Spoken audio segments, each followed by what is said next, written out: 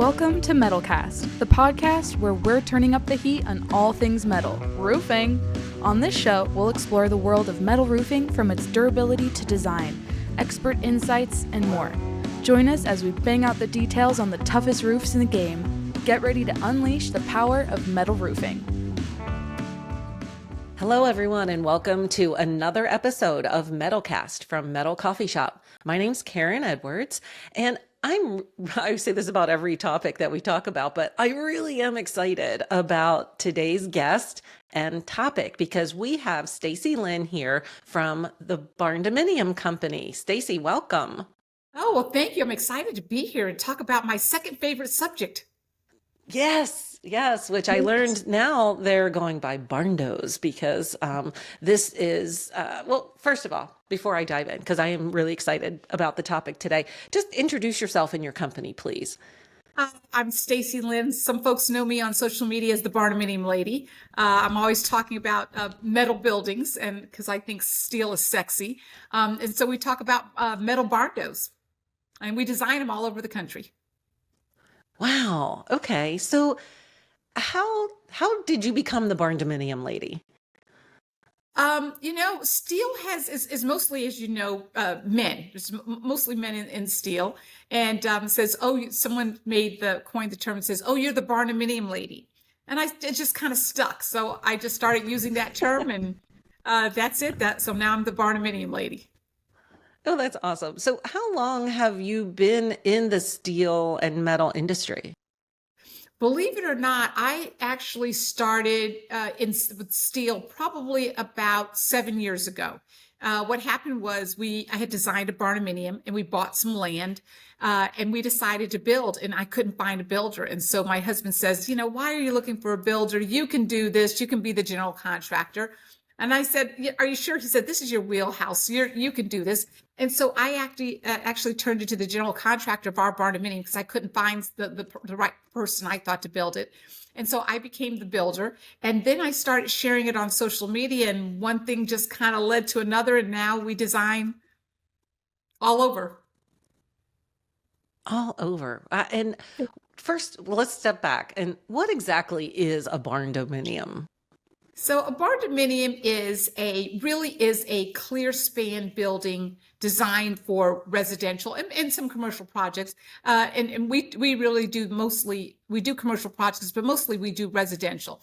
And so we can design really big, large spaces with super high ceilings, and it gives basically the homeowner lots of flexibility during construction. So if you are during construction and you want to move a wall, typically you'd have to stop your project. The plans would have to go back to an engineer to re-engineer the wall to carry the load of the roof system. In a barn dome, the entire weight of the roof structure is carried on the perimeter. So if I want to move a wall during construction, I don't have to go back to the engineer.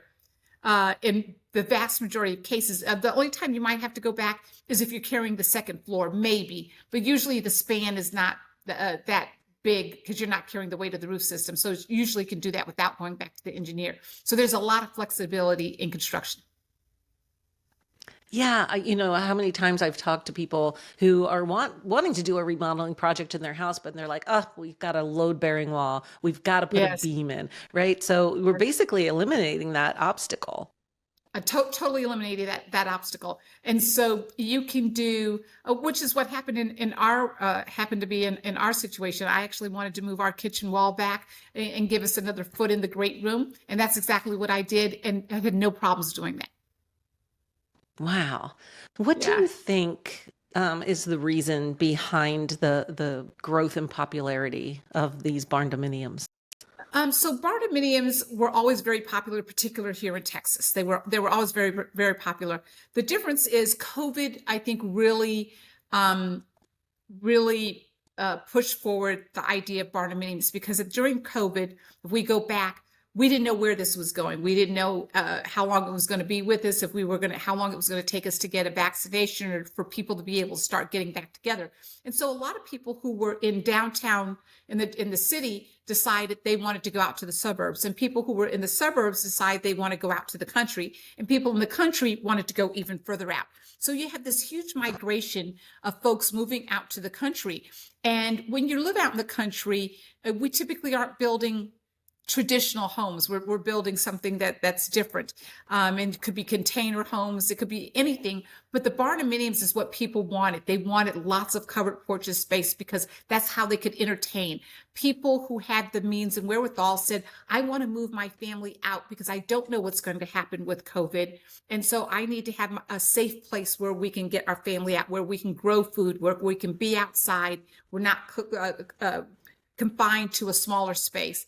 And so you saw this huge migration, and it just has snowballed from there. And I always say, if you don't believe me, Google knows everything about every subject. So if you go to Google Trends and you type in Barndo or Bardominiums and you look at the 5-year trend line, that's exactly what happened. It's almost straight up from COVID, and it's continued to go straight up. Wow. So your timing was perfect for you and your company. It was perfect. Yeah. Timing was perfect because we were a COVID startup. We opened our business in June of 2020. So we were at the start of COVID. And so, all of that was a little scary at the time because we were dealing with the pandemic. Our demand went sky high. I mean, the phones were ringing off the hook. We need a quote, we need a design. And so we just went from 0 to 100 nearly overnight. Wow. Yeah. Well, congratulations for keeping up and for being I'm so successful. I've got bags underneath my eyes, not getting enough sleep at night, but yeah. Oh, yeah. Well, let's talk about the role of metal in barndos and why it's so important. Yeah, metal is strong. It's going to outlast you and I by decades, right? And there's something, like I said before, there's something sexy about steel. I don't understand, and personally, why we don't use more steel in home construction for lots of reasons. Steel is 100% recycled material. It's there forever and ever. It's fire resistant. It doesn't mean it can't burn, but it's gonna take a lot. We don't have problems with pest control. You don't have to worry about termites with a bardominium in most cases, unless you're doing a hybrid design. But you're not having to worry about the structure coming down. And so I'm always about those renewable energies and that sort of thing and recyclables. And so I'm surprised that we don't do. And I think there's going to be more and more developers that are interested in bardominiums and incorporating more metal into their design. Okay. And you say you design these all over the country. So I'm curious about the different climates and the different regions and what's insulation like, what's the energy efficiency like, what's the noise level like? Yeah. So bardominiums, I'm going to tell you, are highly energy efficient. So when we talk about bardominiums, and there's different ways to build them, lots of different ways to build a bardominium. If you do the hybrid method and you're including like a zip system or some sort of substrate like an OSB or plywood with a tie deck or some sort of vapor barrier wrap, then you can use open cell spray foam, and you would go it to your R value, whatever your R value is. So if you are in the colder climates, you might have to use closed cell in order to achieve your R value, because closed cell has a higher R value than open cell. Otherwise, you can do open cell primarily here in the South and be just fine.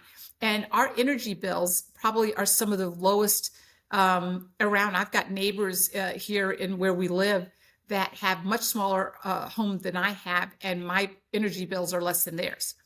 And we did spray foam and we did things to make sure that our energy bills are super low. Wow. And so you're talking to us right now from inside a bardominium. I am. We're here at the Creek House. This is my barndo, my personal barndo. Oh, I love it. I love it. So what are some maybe unique features that you're seeing? Because I'm sure from the time you built yours, maybe there's new trends that are emerging or new things people want to do. Yes, so many new trends that are emerging. So one of the things that we're seeing is the trends with the glass garage doors, which is I've got a big 16 by 12 foot glass garage door there. We've got two at the Draft House, which are 10 by 12. And we're going to be installing three more 3 by 12 glass garage doors. So glass garage doors are super popular. We can open it up during parties or very nice days, which makes for a really nice event. The other thing, and they let in lots of natural light when they're closed, so it just looks like a big, pretty picture window. We're doing a lot of pass-through kitchen window bars. We're incorporating brick and stone on our elevations to really give them a lot of wow. A lot of folks are deciding to upsize some of their steel beams inside the house so that they can paint them black and leave them exposed. So that's also a really cool trend that we're seeing. They want that a touch of industrial in there. Porches, porches, porches. You can never have enough porches. Our average porch size is over 1,500 square feet of covered porches per house. We've got homes. My personal barn door has over 2,000 square feet of covered porches. And we've got clients that have thousands of square feet of covered porches. 4, 5, Wow. 6,000 So square feet of covered porches. describe what a covered porch might look like. Because in my head, I'm thinking traditional house, angled roof, or what does a covered porch look like with a barn door usually?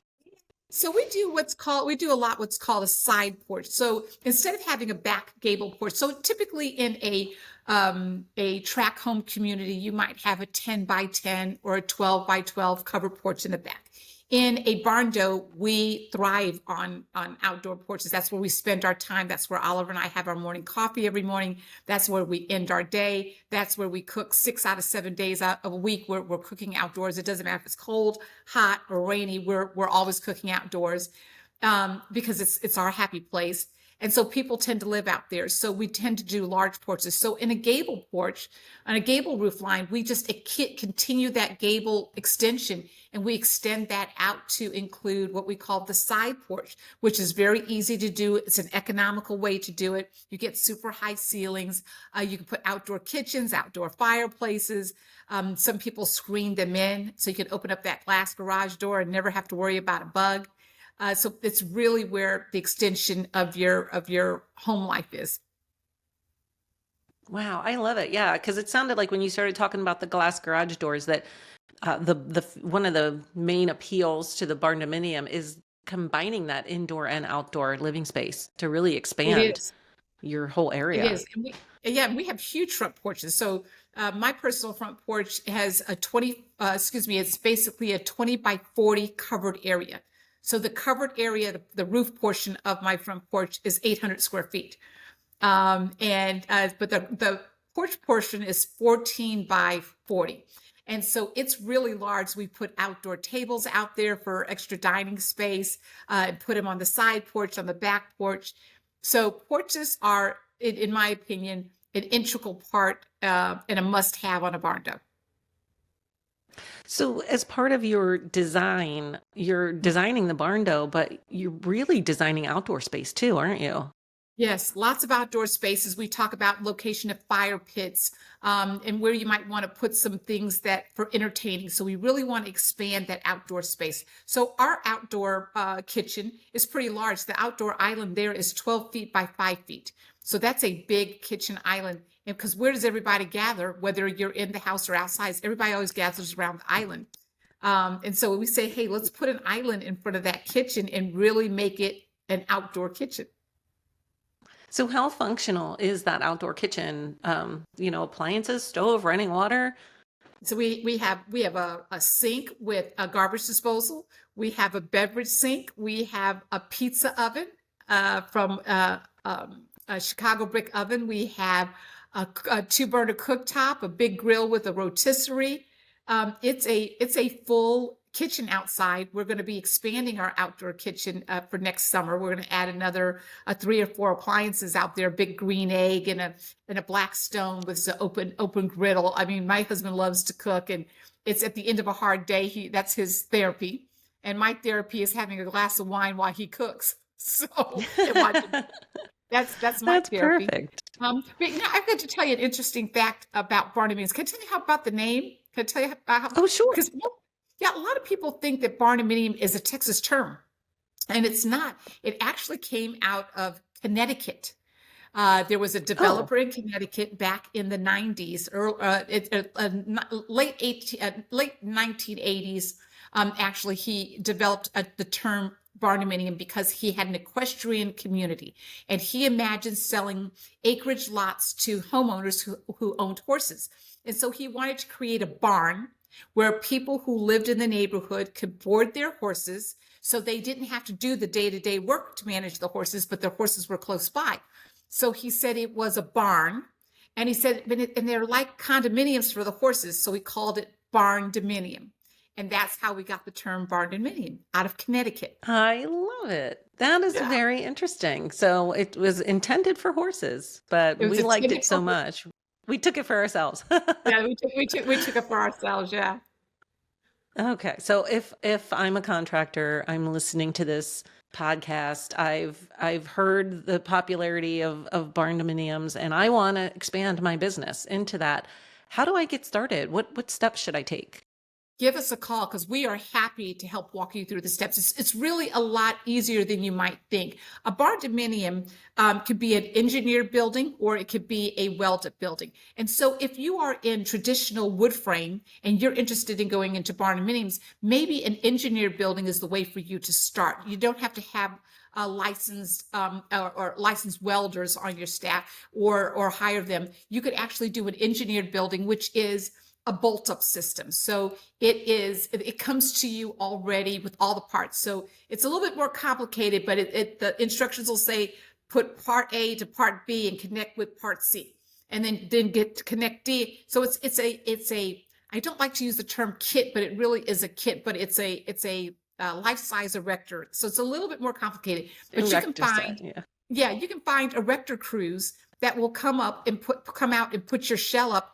And if they're good and the weather's good and all the parts are there, they typically can put your shell up pretty quick, get you dried in, and then the builder can take over from there. So I think it's a lot easier to do, but we're happy to walk a contractor through the process and help point them in the direction of some contractors or erector crews.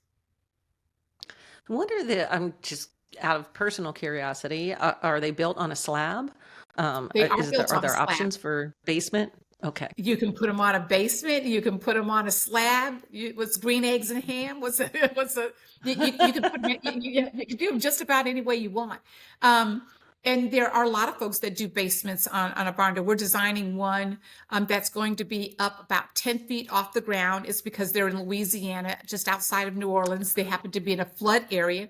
And so we're actually doing a treehouse barn door. So it's about 12 feet off the ground. There's going to be an elevator that goes up, and there's also going to be a stairwell that raises. You push a button, and the stairwell lifts up so it's even with the floor system if you've got a water problem there. And it is going to be what we call a reverse two-story, where the primary living area is on the second floor. And so you can do all kinds of things with barn doors. You can do all kinds of things with barn doors. Yes. Yeah, it sounds like the possibilities are just endless. I mean, I never even thought about raising it up in an area that's prone to flooding. Yeah, it's just they're out there putting the garage door down. I hear in the background. Yeah. So That's all you the heard girls it. going up. You heard it here. There's a lot of builders who are trying to distinguish themselves in the very crowded construction market, and this is a way for you to do that. You can set yourself apart by saying, "Hey, we build traditional homes, custom homes. Oh, and by the way, we build barn doors." Yeah, yeah, and they're, in thinking of pricing, they're probably not much different than a traditional home. They are not. And so, I love social media. We're on social media. That's how we get the word out about bardominiums. But what I don't like about social media is sometimes there's a misconception, or there's a group of folks that say, oh, you can build a bardominium for $37 a square foot or $50 a square foot. We know that's not the case. I know what concrete costs in most cases. I know what lumber's trading for. I know what steel is running. I know what insulation is costing. I know what HVAC. I can't get there. So when someone says I'm trying to build a home for $50 a square foot, I said you're looking at a manufactured home. You're not looking at a custom home, because a barn door is a custom home.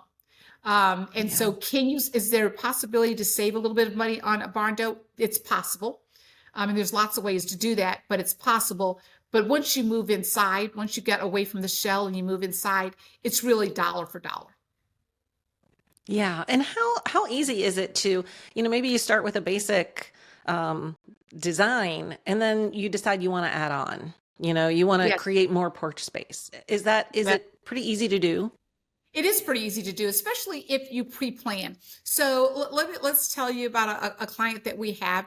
She had come to us with a barn door design that was already there, and we're designing her second barn door right now. But what she did is she built her barn door, and then when they were able to afford it, they came back and added all of these lean-to porches. But they knew where they were going to attach it, so they pre-planned inside their wall system. So it's easy for them to pour the foundation for the covered porches on the lean-tos and just attach it to the metal right there. So it's very easy. Well, you've sold me. I want a barn door. Yay, another barn door lover in the house. I love it. I love it. I know. So yeah, the next move, we might be thinking about a barn door. Wow, Yeah, Stacee, and this was really, happy to help you. yeah. And so just tell us, for any listeners out there, how they can find you. You can find us at the Bardominium Company. We're located about an hour north of Houston. We're on social media at the Bardominium Company. That's on Instagram, TikTok, Facebook, YouTube, and Threads. We're also on Threads. Threads is only about a year old, but we're on Threads, and I guess we're about 70,000+ followers on Threads, which is just mind blowing to me. Oh, nice. Yeah. People are interested. So wow, check them out visit the website, follow them on social media. I'm going to follow you because I want to see the pictures, because it was so many cool things that we talked about today. Thank you so much, Stacee, for being here and for sharing with us. Oh, it's my pleasure. I just have to tell you, there's not a lot of women in steel, Karen, as you know. So hopefully we'll get some more women involved in this whole barn door business thing going on. Yes, definitely. And Stacee's going to be at MetalCon this year, right? That's right. Yep. Speaking at MetalCon about barn doors. So come on, fellas, come on out. Everybody come on out. Let's talk barn doors. Yes. We'll see you all at MetalCon. But anyway, thank you, Stacee, for being here. Thank you all for listening to this episode of MetalCast. It was very educational. And if you can come to MetalCon and go to her presentation, that would be fantastic. If not, just check them out on social media, visit the website, and maybe start adding barn doors to your product offerings. Absolutely. Happy to help. Alrighty. Thank you, everybody, for tuning in, and be sure to follow MetalCoffeeShop on social media. We don't want you to miss a thing, and we hope to see you on a future episode of MetalCast. Thanks for listening. Bye. Ready to raise the metal roof? Subscribe to MetalCast now and stay tuned for all things metal roofing. Go to MetalCoffeeShop.com to learn more. Rock on, and we'll catch you on the next episode.